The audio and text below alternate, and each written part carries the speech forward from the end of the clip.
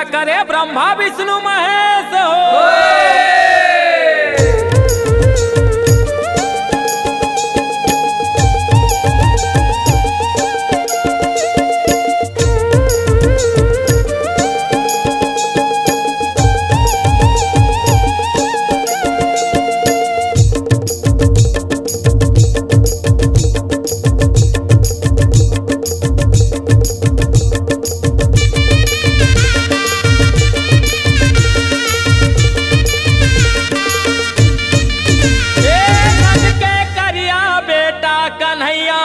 घर घर दही चोराए जी, ग्वाल बाल संग मटकी फोड़े, सीत सीत के खाए जी।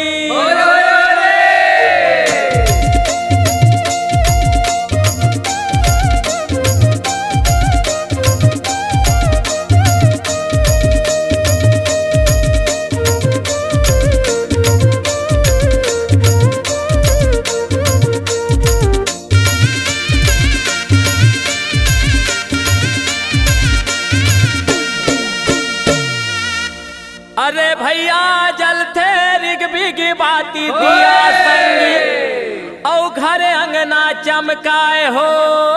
बछर बीते माँ आए देवारी, बड़का तिहार कहाए हो।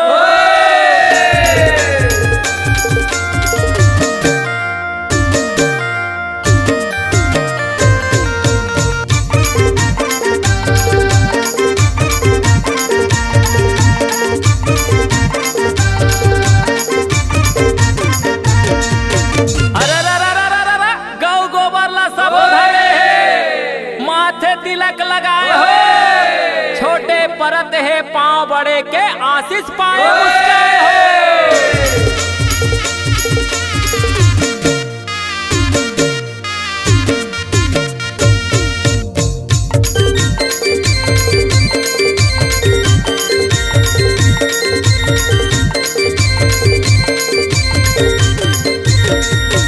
ए शिव भोला घड़ियाला संगी, जग जननी हम अनाए हो।